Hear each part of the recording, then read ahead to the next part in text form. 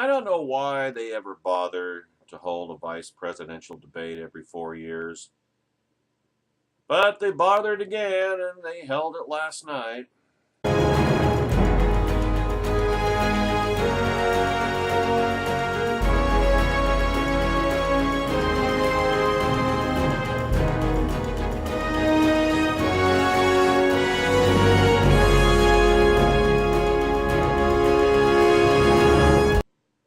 I mean, Veep debates are usually irrelevant because the vice president is irrelevant, politically speaking. And people don't vote for the bottom of the ticket.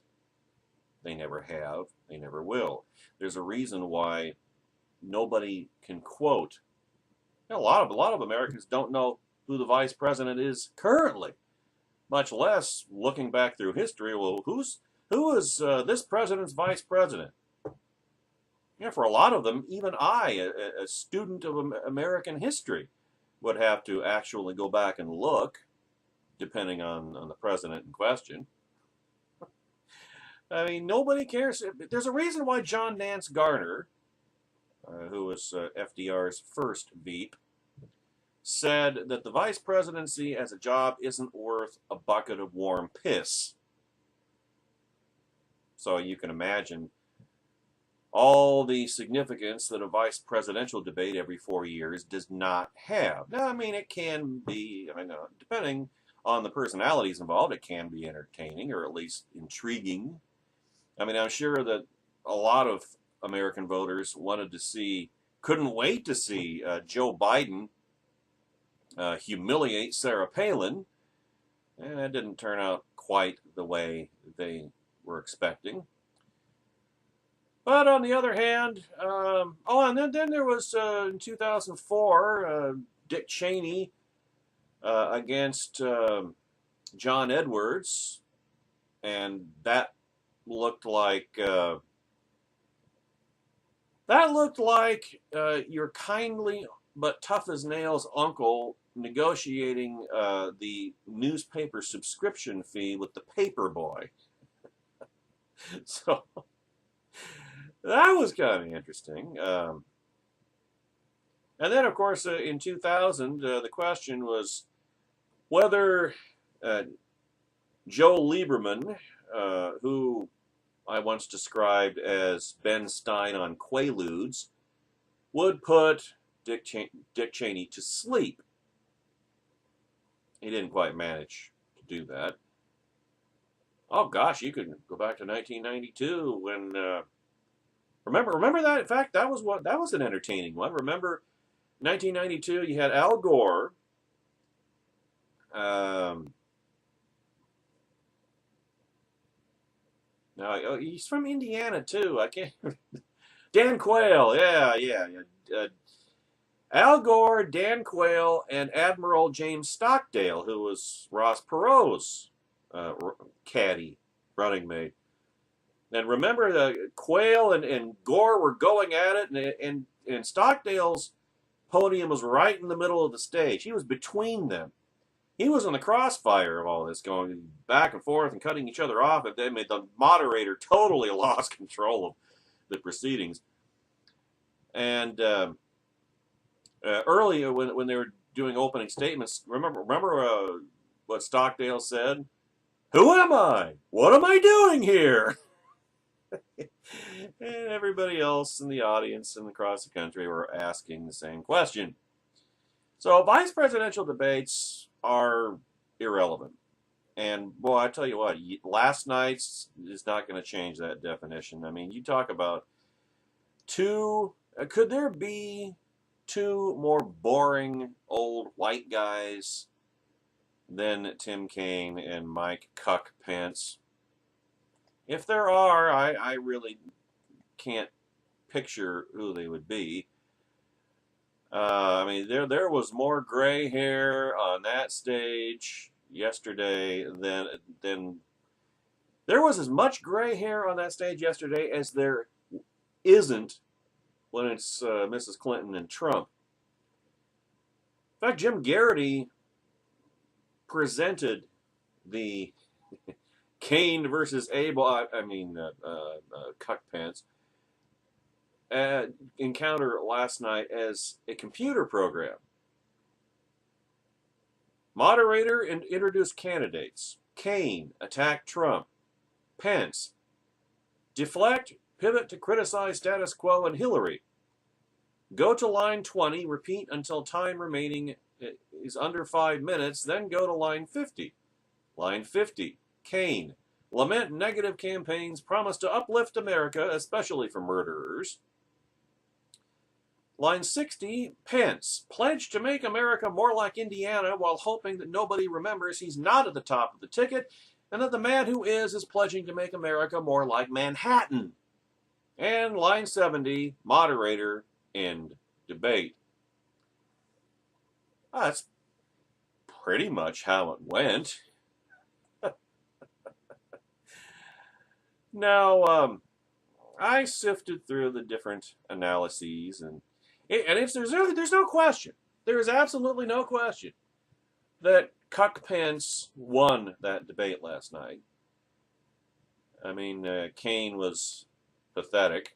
I mean, Cain was trying to be Hillary, I think is the best way to put it. But the problem was, Cain didn't have the immense advantage and benefit of being opposite Trump or anybody like Trump. He was facing an actual Republican in Mike Pence.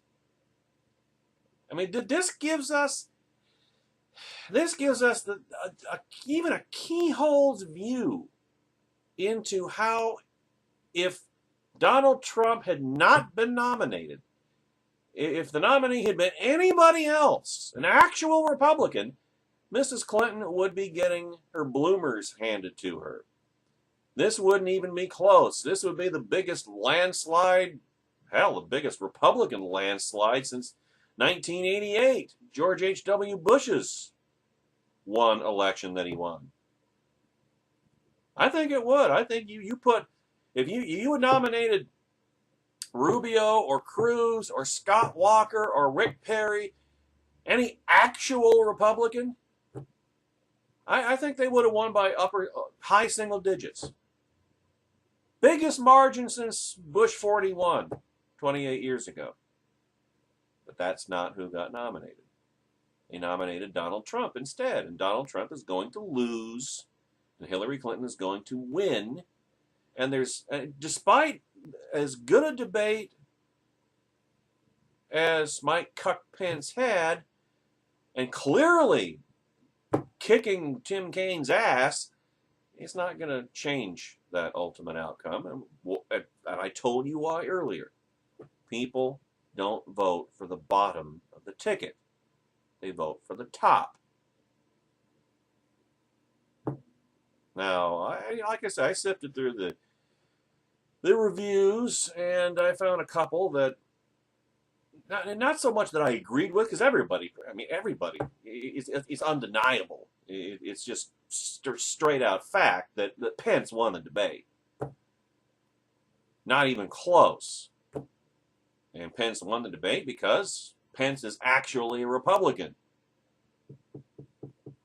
But I found two that made the points that I think need to be made, to put it in the proper context. Jonah Goldberg is the first one at the corner last night at nationalreview.com. Pence won hands down. As I say, that's just fact. It's not a matter of opinion. In much the way that I thought Mrs. Clinton won the first presidential debate. He was simply better than his opponent. And that's not entirely fair, because I think Cuck Pence came across more likable and presidential than Hillary did, and much more likable and presidential than Tim Kaine. In other words, it's a pity that Pence is not at the top of the ticket. There's so many different reasons. Now, in fact, going into this, I had mostly convinced myself that Kaine was a more likable and decent guy than the person I saw last night.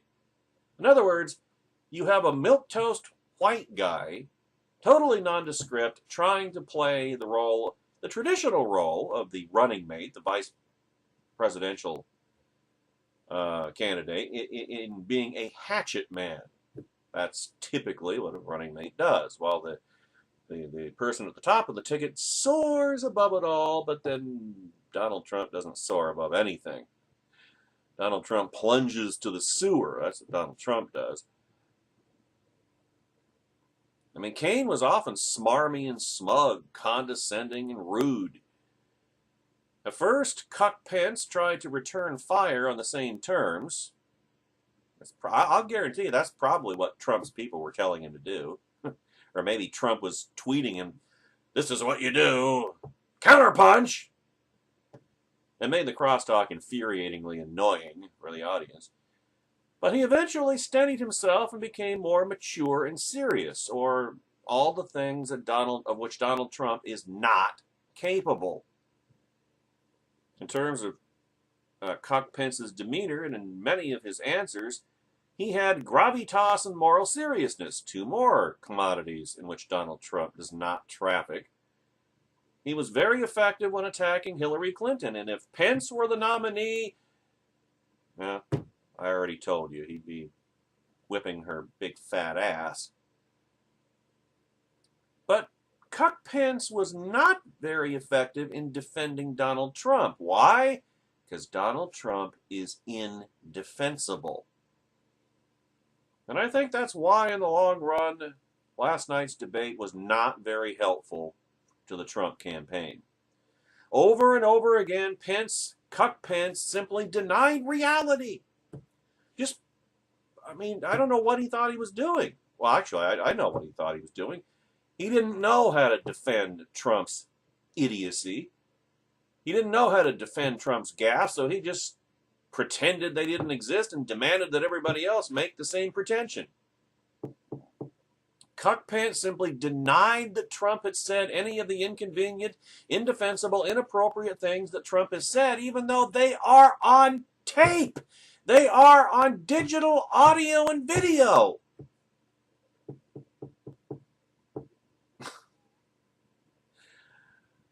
I mean, what else could the guy do? I mean, obviously, Mike Cuck Pence is not a good liar. Obviously, he's not a practiced liar. So all he could do is the elementary, entry-level deception of just saying, well, he never said that. He never said that. Even though he did, and everybody knows it, and there's audio and video proof of it. He just said, well, just deny your lying eyes. Deny your lying ears. Don't believe them. Believe us. Trust Trump. Remember what I said in a couple of videos back about never trust Trump because you trust Trump and he's going to punish you for it because his ego demands it as part of his dominance, insecurity, mental problem. So that means, this denial means that the Trump campaign will very likely repeat the disaster of the first presidential debate. Because, Trump cannot abide the reality, the truth that he blew it, that what he did throughout the primaries ain't going to cut it in the general campaign because the media is no longer on his side, and he's not going to be able to bully them there, and he's not going to be able to charm them there. The media exists to get Democrats elected, just as the media exists to get liberals nominated in the Republican Party. This is the bigger picture of this whole Trump mania business. The media did what they always do. They imposed on the Republican Party the weakest possible candidate so as to maximize the chances of the Democrat nominee winning and retaining the White House for a third straight election. And they're succeeding. Again.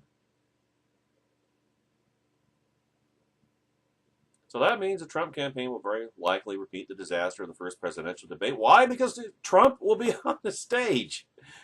As I said in the previous, immediately preceding video in the playlist at the Hard Starboard YouTube channel, Trump is Trump. Trump got to be Trump. Trump can't be anything but Trump. So, of course, they're going to repeat the disaster of the first presidential debate. Trump lost that debate just as Pence won his last night. But Trump was devastated in the post-debate spin even more. Pence's denials will be fact-checked all week. In other words, people won't believe they're lying, or they will believe they're lying eyes and ears. And that will hurt Trump. Because for the most part, all of the Trump greatest hits Kaine brought up were accurate. They were true. They happened. There's proof. They can't be denied. They can't be spun. And that won't help the Trump campaign, though it will help Pence in 2020. Yeah, maybe that was the thinking. Maybe that was Pence's thinking. I mean, this is going to be, the conventional idea about, well, if I sign on for this guy, he's going to go down in flames, but then that makes me the instant front runner in 2020. I guess that was the idea.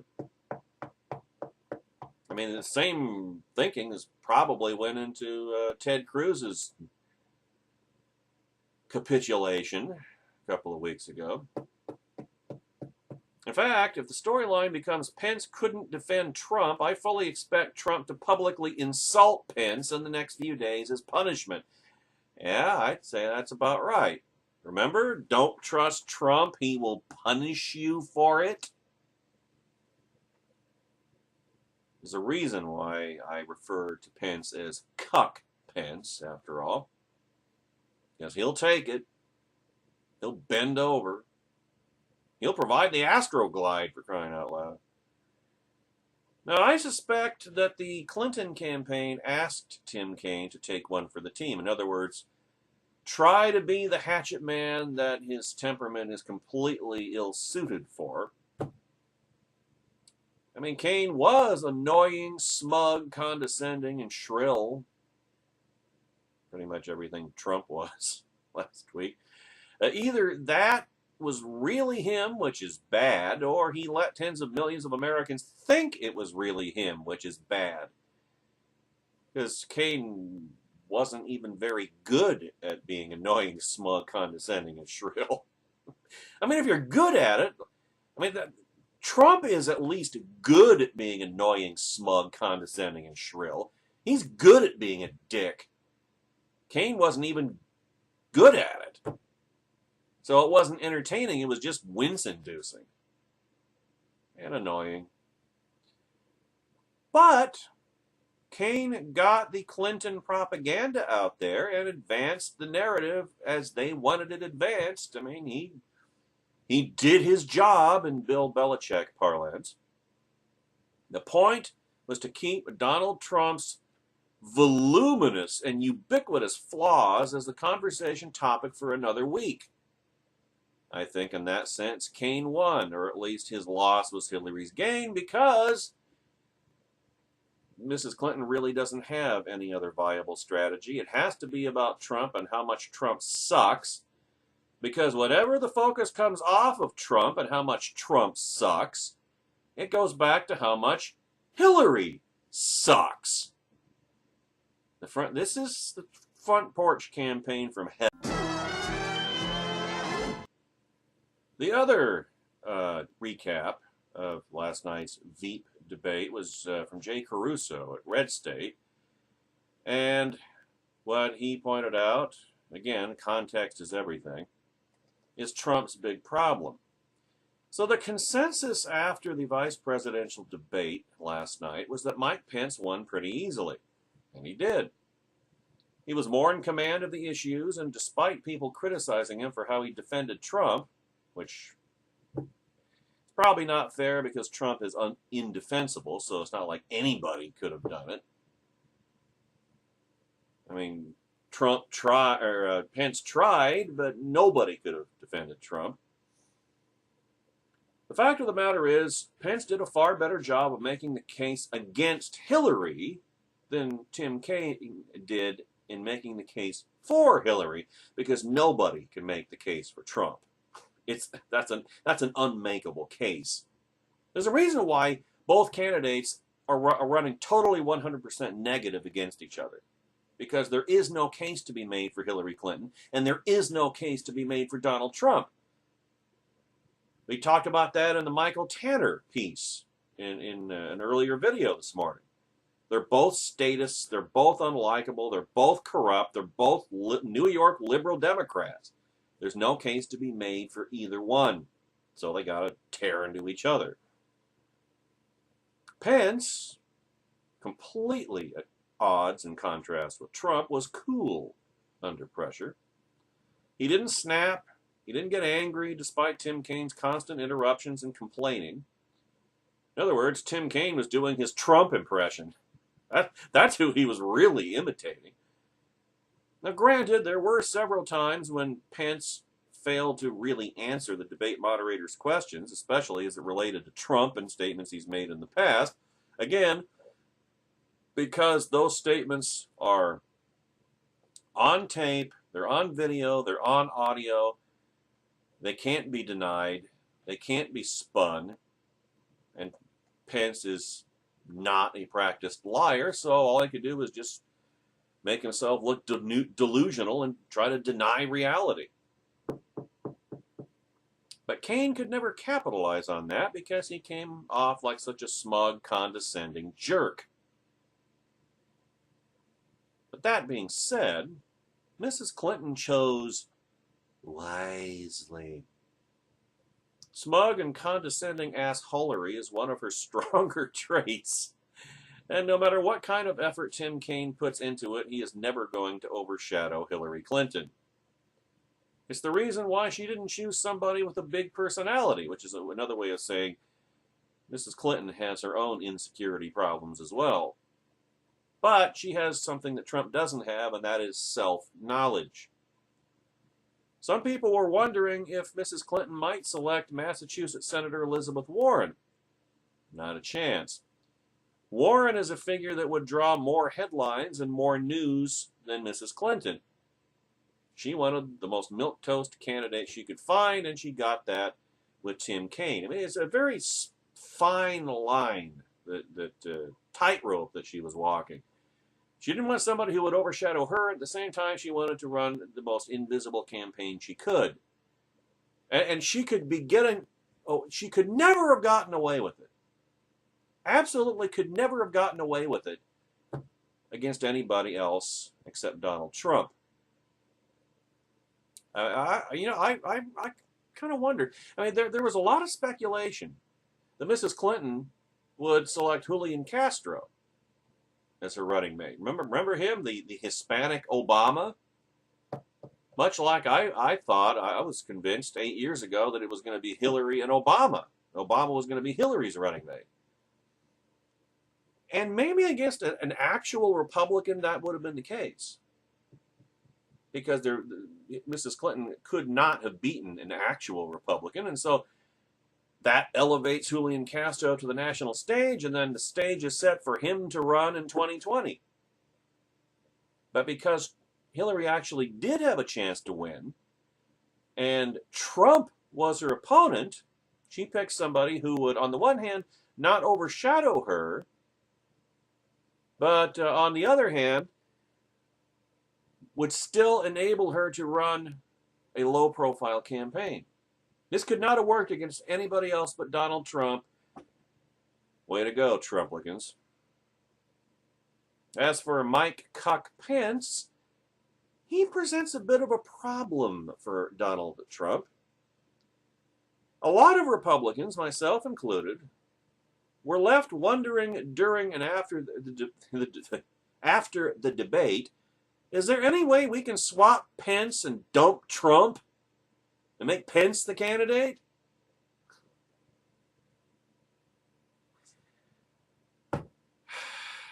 Don't get me started. No, it's going to be the talk of the race, at least part of it, for the next couple of days. If there is one thing Trump hates, and this is key, if there is one thing Trump hates, It's to feel as though he's not the most important person in the room. In other words, never upstage Trump. Combine that with so many voters last night thinking about what could have been.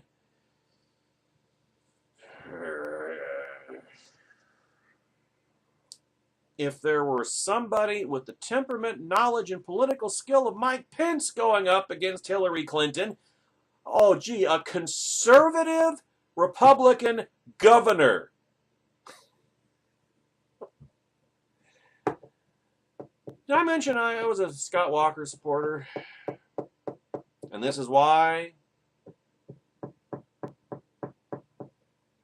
You know, and of course, all the conservative Republican governors were the first ones out of the race. Rick Perry, Scott Walker, Bobby Jindal, boom, boom, boom. 97 bottles of beer on the wall, 97 bottles of beer. So I guess that should have been 14 bottles of beer on the wall. For whatever reason, I can envision Trump trying to tear down cuck Pence in some way over the next week or so because his ego will compel him to do so. It will be Trump's way of telling Pence he's still the man. I mean, Pence did what Trump couldn't. There is no way in the world, no way in the multiverse that Trump's ego is going to be able to tolerate that. He's got to reassert his dominance. And again, Pence trusted Trump, and Trump will repay Pence for doing the job on the debate stage that he couldn't with betrayal and treachery of the pettiest sort. As for the race itself, as I've already said several times in this video, this debate won't have an effect on it. It never does. People do not vote for president based on who the vice presidential nominee is. Never have, never will. When it comes down to the general election, people are going to consider Hillary Clinton and Donald Trump. Their running mate will not factor into that decision. So don't look for any poll shifts over the next few days based on this debate. And as a matter of fact, now, the only set of circumstances in which I could picture, in which I could imagine people giving more consideration to the bottom of the ticket than normal, and normal is none whatsoever, is in Mrs. Clinton's case because of her well-documented health problems.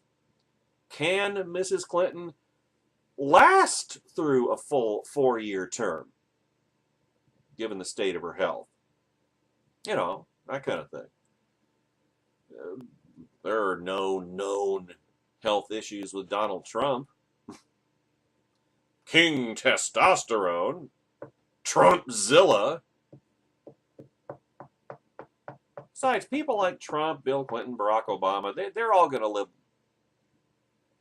They're all going to live hugely undeserved or undeservedly long lives.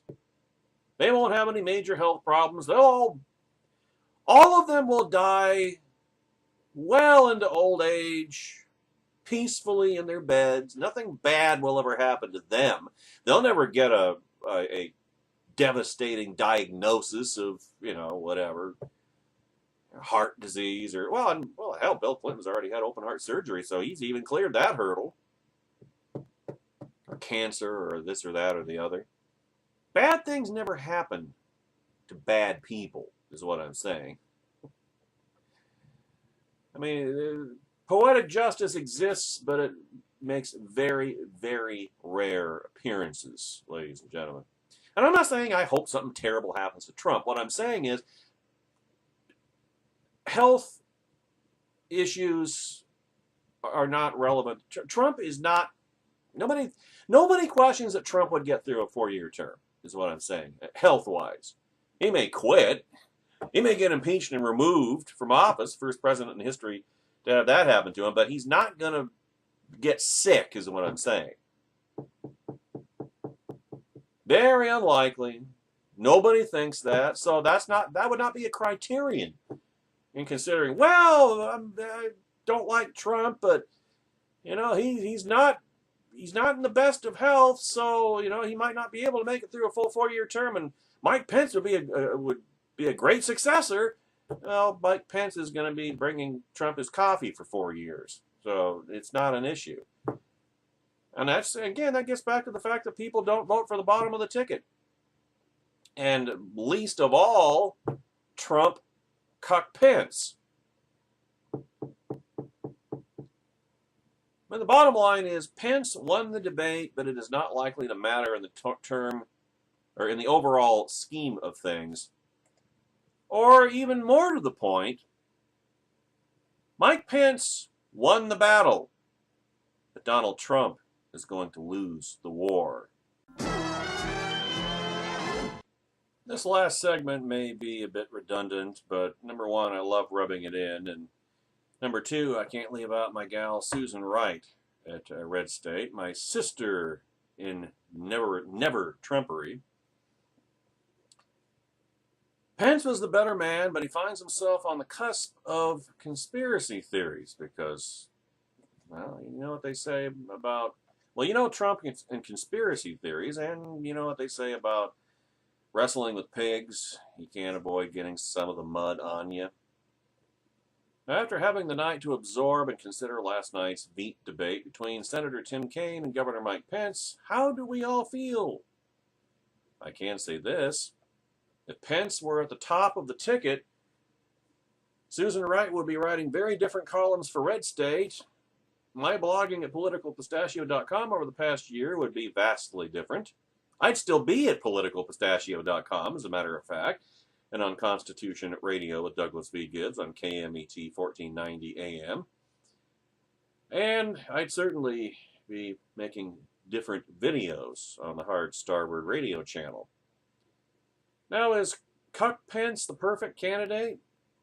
No, there is no perfect candidate, first of all. And had he been in the field of 17 candidates with which we started, he wouldn't have been my first, second, or even third choice. He is, however, a sane, sound, rational communicator and an adult human being with executive experience on the state level. And as I've always maintained, the governor makes a better candidate for the presidency for that very reason. So, am I ready to hop aboard the Trump train? Come on! Nice and easy! Don't look down! That's it! You're doing fine!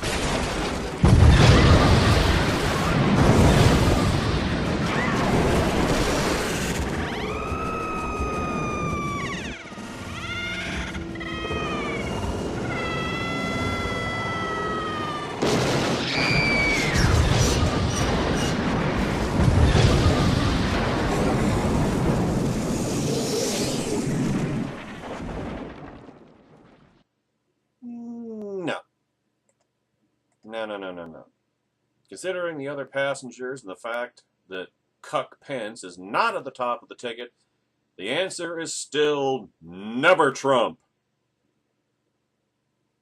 But today was one of those days when getting up the morning after a debate and skimming through Twitter is the best part of Susan Wright's job, and it's a job I take in a heartbeat, even in this campaign. Pence did well last night, no question about it. He won the debate. Unfortunately, his job as Veep nominee was to defend the top of the ticket, and the whole of Trump as a candidate is indefensible. Kaine hit him with some hard facts. Cuck Pence did his best to counter, but he couldn't, because Kaine's facts, what Trump actually said, are on audio, they're on video, they're undeniable, and Pence is not a practiced liar, so all he could do is just make himself look self-delusional. Now, Cuck Pence's real saving grace was the fact that Hillary is no better than Trump as a candidate. That and the fact that Kaine interrupted him over 72 times, actually, was the final count. He was as unlikable, if not more so, than Mrs. Clinton. Cuck Pence came out looking like the bigger man, and of all four candidates, the best man. But now begins the real fun. Not only did Cuck Pence outclass Kaine, he drastically outperformed Donald Trump. And that's going to be a problem. Sam Stein, for example, tweeted out, CNN's John King, reporting from a source close to Trump, said that the reviews that Pence did better than he did won't go over well with Trump. Big Apple narcissist syndrome, ladies and gentlemen. You see, I know this just in. I've just been handed this. Donald Trump has an ego.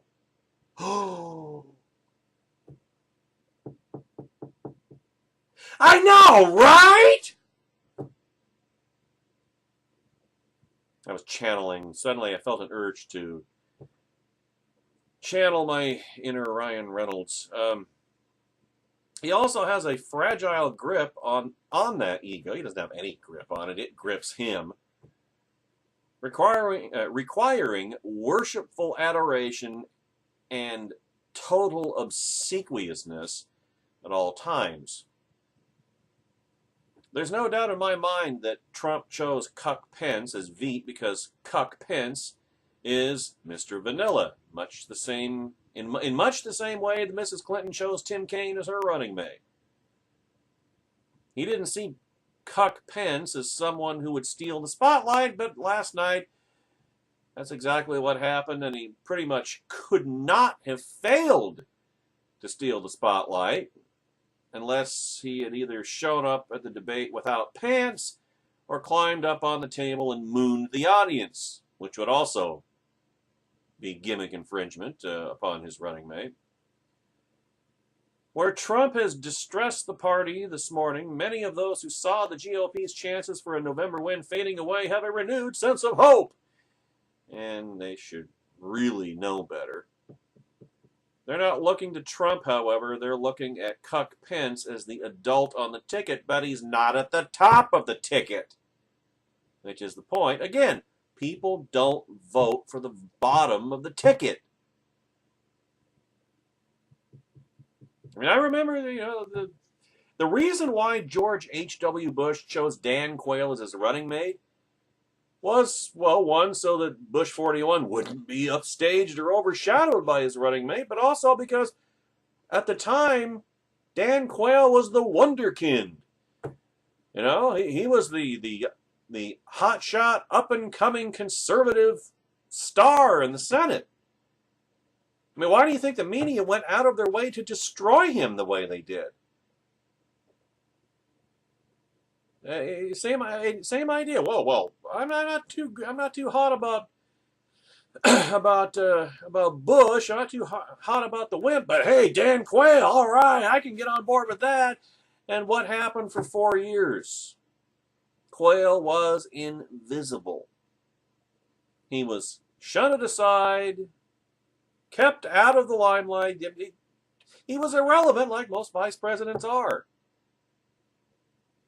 And there was no, and traditionally, I mean, now the other thing that the vice president is president of the Senate, but that's only relevant when the Senate is, when the vote, any Senate vote ties at 50 and you need a deciding vote, in which case he votes the administration's way, which is not, of course, the way the vice president / president of the Senate used to conduct himself. But way back in the midst of history, 19th century, vice presidents would actually go to the Senate. That's where they spent most of their time, was in the Senate, as president of the Senate. When you're watching the Senate proceedings on C-SPAN, and whoever is at the podium is addressed by anybody else on the floor as Mr. President or Madam President, well, just like in the House, anybody at the rostrum or podium or whatever with the gavel is addressed as Mr. Speaker. And time was when the vice president / president of the Senate spent all of their time over in the Senate, taking part in what went on over there. They weren't considered just a caddy for the president. That's just how it's developed in modern times. So, again, people don't vote for the bottom of the ticket. They don't. They vote for the top of the ticket. That's why the GOP ticket this time around is doomed. For those who are so deeply invested in the cult of Trump, the fact that Pence is the adult on the ticket is a problem. Amy Tucker tweeted, "He was better than Trump and he didn't do anything to defend Trump." Well, he did do. He tried his best, but Trump is indefensible. Anybody who had attempted to defend Trump would have come off looking delusional. Made you wonder whose ticket it is. Yeah, well, whose ticket it should be. I agree with that. Yeah, that's right, ladies and gentlemen. It wouldn't be Trump if there wasn't a conspiracy theory. So Amy Tucker tweets, Pence was better than Trump and he didn't do anything to defend Trump, which isn't true. Made you wonder whose ticket it is. A Norquist nemesis tweeted, Koch brothers deeply invested in Pence. Koch brothers. If I missed something here, I thought it was Harry Reid that was obsessed with the Koch brothers. Now it's Trumplicans? What does that tell you about Trump?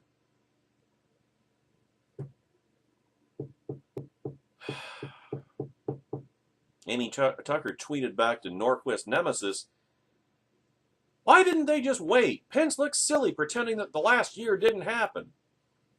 Then she tweeted, and then Norquist nemesis tweeted back, if Trump drops or disqualified, rape trial, taxes, something else, voila, Trump out, Pence slides in. So in other words, I guess what Trumplicans are saying here is Trump either shouldn't have picked a Republican for his running mate or he shouldn't have had a running mate at all. Am I missing something here? I mean, it's either one or the other. That's the only two possible explanations that would fit this rhetoric. Either Trump should have nominated or chosen a Democrat as his running mate, or he shouldn't have had a running mate at all. I mean, that's the complaint. They're complaining that Pence didn't do the impossible. In other words, adequately defend Trump. I mean, it can't be that Pence didn't defend Trump enough.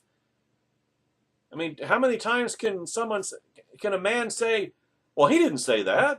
That's not what he said. He didn't say that. It's on digital audio and video. All of it.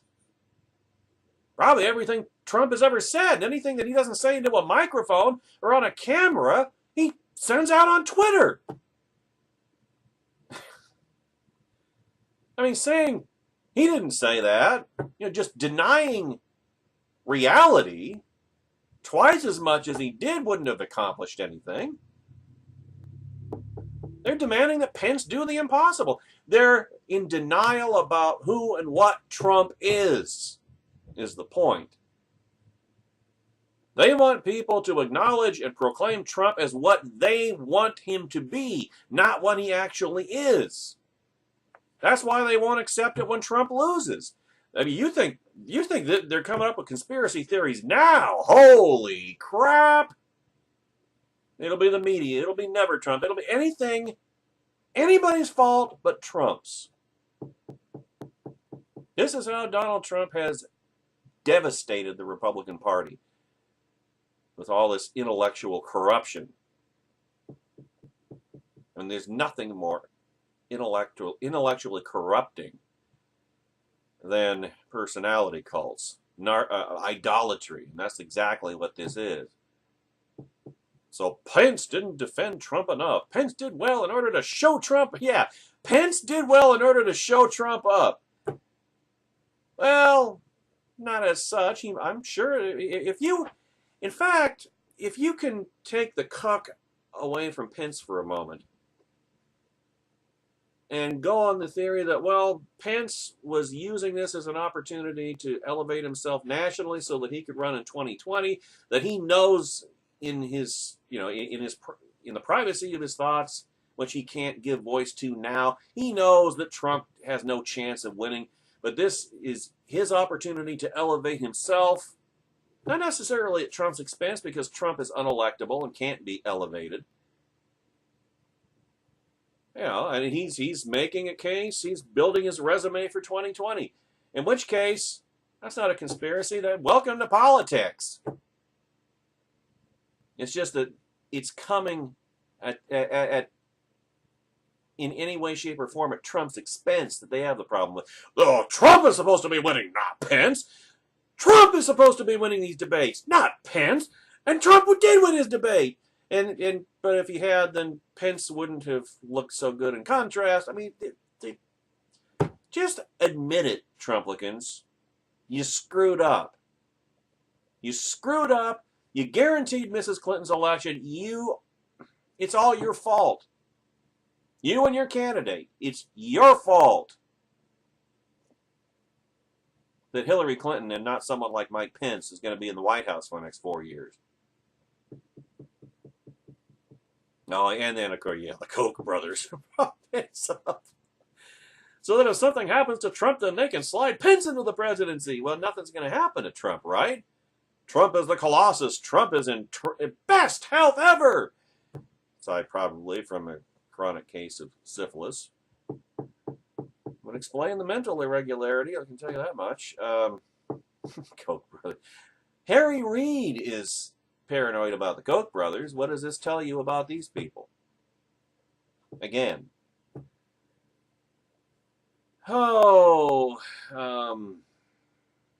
Let's see, Norquist Nemesis tweeted, if Trump drops or disqualified, rape, trial tax is something else. Voila, Trump out, Pence slides in. Addison James tweeted, Pence slides in and Trump paid or kind of paid $24 million to elect Pence. Cheap campaign for Pence. Okay, let's indulge that for a minute. This conspiracy theory that, well, it's just they're setting up, the vast right-wing conspiracy is using Trump. Okay, well, let's just take that for the sake of argument. Isn't that exactly the kind of thing that Trump would do if he could?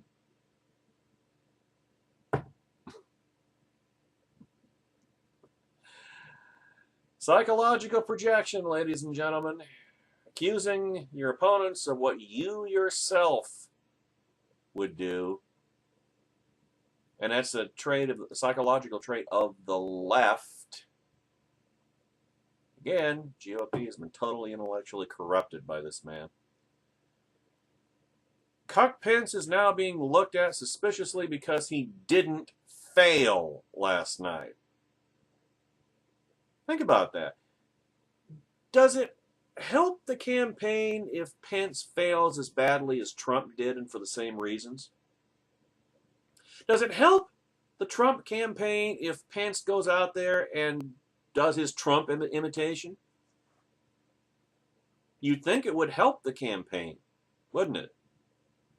You would think that if this was a concern, I mean, this is another one of those things that if anybody who knows anything about politics has to know that if your nominee is someone like Donald Trump, supposedly an outsider and a neophyte and not a professional politician, and then why would you choose a professional politician for your running mate? Why would you choose somebody who is capable of outclassing you, upstaging you, showing how vastly unqualified and unfit you are? Why would you choose somebody like that? Did they really expect Pence to go? I mean, judging from the description of how he started the debate, where he was down in the muck with Tim Kaine, and then, I mean, in fact, it almost was the mirror reversal of the first Trump-Hillary debate. Remember, Trump seemed to be dialed in as much as he's capable of being dialed in for like the first 15 minutes or so, and then he started going off the rails. Well, with Pence, he started off the rails and then came back into focus again. Almost as if he said, oh, screw this. I'm not going to follow this. I'm not going to deliberately fail. I'm not going to make myself look like a fool. I'm going to do this the right way. And he did, and he won. And how was that bad for the Trump campaign other than in the sense of Trump's ego? I mean, if Pence does well, and he did well last night, he won the debate, kicked Tim Kaine's ass. If he does well, then does that not reflect positively upon Trump in the sense that, well, at least Trump had the good judgment to select a running mate, a vice presidential candidate who knows what he's doing? At least you could say that much for Trump. But no, this is all about Big Apple narcissist. This is about Trump's ego. It's always about Trump's ego. It will never be about anything else but Trump's ego. And that's why last night is going to be wasted. That's why last night was pointless. Mike Pence was not, I mean, he did his best to help his running mate. He did his best to help his boss. And it just happens, because his boss is who he is, it also will have this added side benefit for Mike Cuck Pence of putting him in a very strong position for 2020. But that's a side benefit. He wasn't trying to upstage Trump, but this is what Trump's going to think. Because nobody can upstage Trump. Nobody can prove themselves to be better than Trump. And it'll be especially infuriating to Trump because he's not capable of the performance that Mike Pence put on last night.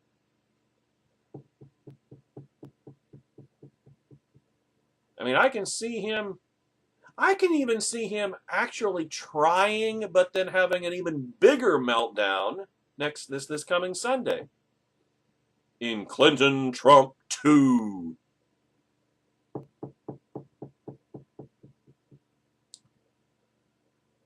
You know, it remains to be seen if Cuck Pence's performance will lift Trump's sagging poll numbers. Don't count on it.